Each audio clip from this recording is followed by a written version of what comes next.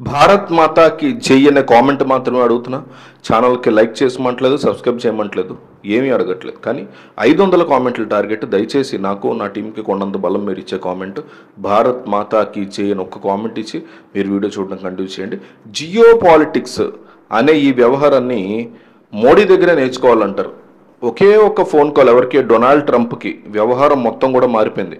50% tariff అని ఇవాళ భారత్కి 15% ట్యాక్స్ అని మారుతున్నాం, 50 నుంచి 15. త్వరలోనే మేము భారత్తో ట్రేడ్ ఒప్పందాలు చేసుకుంటున్నాము. ఎక్కడ సౌత్ కొరియాలోంచి ఈయన ప్రకటించాడు ట్రంప్. అంటే మోడీ ఏం చెప్పాడు, ఎలా కాళ్ళ బేరానికి వచ్చి మోకాళ్ళ మీద మోకరిల్లాడు, ఎట్లా కుదిరింది ఇది అంటే, మన commerce minister Piyush Goyal, trade minister, ఆయన వాషింగ్టన్లో వారం రోజుల పాటు ఉండి ట్రేడ్ నెగోషియేషన్స్ అన్నీ చేశారు. అవి కుదరలేదు. ఇంకా కూడా ఈ ఒప్పందాలు చేసుకోవడానికి మేము ఓపెన్గా ఉన్నాం ఇవన్నీ చెప్పి మాట్లాడారు. మరి మోడీ ఏం చేశారు? ఒక్క ఫోన్ కాల్తో మాస్టర్ స్ట్రోక్ ఎట్లా చేయగలిగారు? చాలా సింపుల్. ముఖేష్ అంబానీ అంటాం కదా, ఇతను ఎవరో రిలయన్స్ ఇండస్ట్రీస్ యొక్క అధినేత. ఇతనిని ఒక అస్త్రంలాగా వాడితే ఏం జరుగుతుంది అనేది ఇక్కడ చూడండి. ఇప్పుడు డొనాల్డ్ ట్రంప్ ఏం మాట్లాడారు, భారత్ రష్యన్ ఆయిల్స్ కొనడం మానేసింది, సో ఇది నేను సాధించినటువంటి విజయం అన్న ట్రంప్. సరే, నువ్వు గెలిచావు, సంతోషం, నిన్ను మెచ్చుకుంటున్నాం మేమందరం.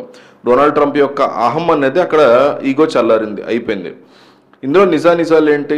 మీడియా ముందు చాలా గొప్పగా ప్రగల్భాలు పలుకుతూ ఉంటారు ట్రంప్ ఎప్పుడైనా మీడియా ముందు. కానీ బ్యాక్ స్టోరీ ఏంటి, మోడీకి ట్రంప్కి మధ్య ఏం జరిగింది? సింపుల్ థింగ్ ఏంటంటే, వీళ్ళు 50% టారిఫ్ అని చెప్పి అన్నారు. డైరెక్ట్గా భారత్కి 32 బిలియన్ అమెరికన్ డాలర్స్ యొక్క వ్యాపారం నష్టం అని చెప్పాలి. హ్యూజ్ అమౌంట్ కదా ఇది. సో ఇప్పుడు ఈ వ్యాపారం చేస్తున్నటువంటి వ్యాపారులు వాళ్ళంత బాధపడతారు. అయ్యో, ఒప్పేసుకుంటే అయిపోతుంది కదా, ఇంతగా మేము నష్టాలు బారిన పడ్డాం కదా అనుకుంటారు. 32 బిలియన్ అమెరికన్ డాలర్స్ అంటే చిన్న అమౌంట్ కాదు కదా. సో ఇక్కడ మోడీ యొక్క ఆట, ఈయన ఏం చేశాడంటే, రిలయన్స్ ఇండస్ట్రీస్, రాస్ నెఫ్ట్ అనేటువంటి దిగ్గజ ఆయిల్ సంస్థ రష్యాది, వీళ్ళతో ఒప్పందం. ఈ ఒప్పందం ప్రకారం ఇన్ని బ్యారెల్స్ పర్ డే రిలయన్స్ వీళ్ళ దగ్గర కొనాలి. ట్రంప్ ఏమన్నాడు, మీరు ముందు రష్యన్ ఆయిల్స్ కొనడం మానేయండి అంటాడు కదా ఆయన.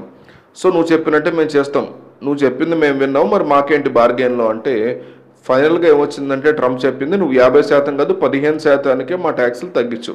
రష్యన్ ఆయిల్స్ మీరు కొన్ను అన్నారు కాబట్టి 15%కి వచ్చాడు, అయిపోయింది. సో ముందు టారిఫ్ వార్ అన్నారు, దాన్ని 15 నుంచి 15%కి ఒకే షాట్లో పట్టుకొచ్చేశారు. సో రెండో ప్రాబ్లం ఏంటి, కార్న్, జెనెటికల్లీ మోడిఫైడ్ కార్న్, మొక్కజొన్న.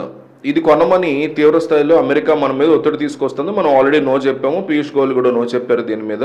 ఇలాంటి కార్న్స్ మేము కొనము, మా రైతులకు ఇబ్బంది, ఇది రాకూడదు భారత్లోకి అన్నాం. కార్న్ అన్నా కూడా, ఈ కార్న్ కూడా మేము కొంటాం, కానీ మాకు డిస్కౌంటెడ్ కార్న్స్ ఇవ్వాలి. ఎట్లయితే రష్యా వాళ్ళు ఆయిల్స్లో డిస్కౌంట్ ఇస్తున్నారో, కార్న్లో కూడా నాకు డిస్కౌంటెడ్ కార్న్స్ ఇవ్వాలి. అదేంటి, ఇవి భారత్లోకి వస్తే నో హ్యూమన్ కన్జంప్షన్, మనుషులు అనేవాళ్ళు ఈ కార్న్ ఎవరిని తినరు, భారత్లో కూడా ఎవరు తినరు. మరి ఏం చేస్తాం దీన్ని అంటే, ఈథనాల్ అని అంటాం. ఈథనాల్ అనేది ఇవాళ ఇథనాల్ బ్లెండ్, పెట్రోల్లో ఇథనాల్ కలుపుతున్నారు మనకు తెలుసు. 20% ఇథనాల్కి వెళ్ళడానికి ఇథనాల్ పాలసీ చేస్తున్నారు కదా. సో ఈథనాల్ అనబడేటువంటి ఈ ఆయిల్స్ ఎవరు తయారు చేస్తారంటే, మళ్ళీ రిలయన్స్ ఇండస్ట్రీస్, ముఖేష్ అంబానీ. ఆ లింక్ చూడండి, కనెక్టింగ్ ద డాట్స్ అంటారు చూస్తారు, అట్లా ఏ లెవెల్లో ప్లాన్ ఉందో చూడండి. సో ఇథనాల్ తయారు చేయడానికి చెరుకు వాడుతూ ఉంటాం, షుగర్ కేన్ వాడుతూ ఉంటాం. సో ఇక మీదట షుగర్ కేన్ వాడము, కార్న్ వాడతాం ఇక మీదట. అంటే చెరకు కన్నా చవక ధరకి కార్న్ తెచ్చుకుని దాని ద్వారా ఇథనాల్ తయారు చేస్తే మనకి లాభదాయకంగా ఉంటుంది. అలాగే ముఖేష్ అంబానీ యొక్క రిలయన్స్ ఇండస్ట్రీస్ కూడా వాళ్ళు సేవ్ అవుతారు. ఇది ఎంత పెద్ద కంపెనీ అంటే, అమెరికాలో ఉండేటువంటి యావత్ రైతులు కార్న్ అన్నీ కూడా అమెరికాలో ఉన్న ఫార్మర్స్ అన్నీ కొనేయగలడు ఈయన కార్న్ మొత్తం. సో అమెరికా నుంచి కార్న్ తెప్పించుకో, వాళ్ళని సంతృప్తి పరచు. ఇదంతా మీరు వింటే మనము రష్యానికి వ్యతిరేకంగా వెళ్తున్నామా అనిపిస్తుంది. అంటే రష్యన్ ఆయిల్స్ని ఆపేస్తున్నామా అనే క్వశ్చన్ ఫస్ట్ వస్తుంది. మనం ప్రస్తుతం నవంబర్లో ఉన్నాం, వింటర్ సీజన్ ఇదంతా కూడా. సో టైమింగ్ అనేది ఇంపార్టెంట్. టైమింగ్ ఎంత పర్ఫెక్ట్గా ఉండాలి అంటే, మొత్తం ప్రపంచం అంతా కూడా మన మాయలో పడిపోవాలని చెప్పి మోడీ చెప్తున్నాడు. సో వింటర్ సీజన్ ఎంటర్ అయినప్పుడు ఆటోమేటిక్గా రష్యన్ ఆయిల్స్ అనేవి తగ్గిపోతాయి. సిఎన్బిసి మీడియా సంస్థ, చాలా పెద్దది, వరల్డ్ ఫేమస్, వాళ్ళు ఒక డేటా విడుదల చేశారు. సెప్టెంబర్ నెల 6,29,590 బ్యారెల్స్ పర్ డే రిలయన్స్ వాళ్ళు రాస్నెఫ్ట్ అనబడే సంస్థ దగ్గర కొంటున్నటువంటి ఆయిల్స్. సో మామూలుగా అయితే 3 లక్షలు, మ్యాక్సిమం 3.5 లక్షలు కొంటారు పర్ డే బ్యారెల్స్. కానీ రిలయన్స్ వాళ్ళు ఏం చేశారు, ఆగస్టు సెప్టెంబర్, ముఖ్యంగా సెప్టెంబర్లో ఆల్మోస్ట్ డబల్ ద ఆయిల్స్ కొనేశారు. అంటే ముందే మీరు ఇక్కడ నిలవ పెట్టుకోవాలి. 6,29,000 బ్యారెల్స్ పర్ డే అన్నప్పుడు మీకు డబల్ ద నెంబర్ కొని పెట్టుకుని ఇవాళ సరే మీరు అంటున్నారు కదా రష్యన్ ఆయిల్స్ కొనడం, ఆల్రెడీ మా దగ్గర స్టాక్ ఉంది, రిజర్వ్స్ రెడీ చేసుకున్నాము, వింటర్స్ రాబోతున్నప్పుడు తగ్గుతుంది, ప్లానింగ్ అనమాట ఇదంతా. రష్యన్ ఆయిల్స్ కొనటం మీద 2-3 నెలలకు కావాల్సినటువంటి చమురు దాచిపెట్టుకుని రష్యన్ ఆయిల్స్ మేము కొనము ఆపేసామంటే ఆపం, కానీ తగ్గిస్తూ వస్తామని చెప్తున్నాం. అంటే మళ్ళీ 3 లక్షలకు వస్తాం.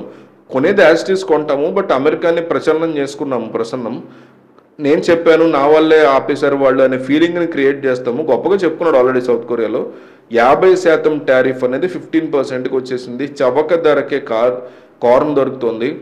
ఈ కార్న్ కూడా మనం పెట్రోల్లో వాడబోతున్నాం ఇథనాయిల్ కోసం. సో రష్యన్ ఆయిల్స్ అనేవి మనం యథాతథంగా కొంటూనే ఉన్నాం, ఎక్కడ ఆపలేదు. సో ఫైనల్గా మీరు చూస్తే ఆల్ అడ్వాంటేజ్ టు ఇండియా. ఒక్క ఫోన్ కాల్ ముఖేష్ అంబానీని వాడుతూ పెట్రోల్ కొంటున్నప్పుడు రిలయన్సే ఉంది, ఇథనాల్ తయారీలో కూడా రిలయన్సే ఉంది. సో ఈ కార్న్ కొండ చూస్తూ అందులో కూడా ముఖేష్ అంబానీ ఇన్వాల్వ్ చేస్తూ మోడీ ఇంత బెగ్గ మాస్టర్ ప్లాన్ వేశారు.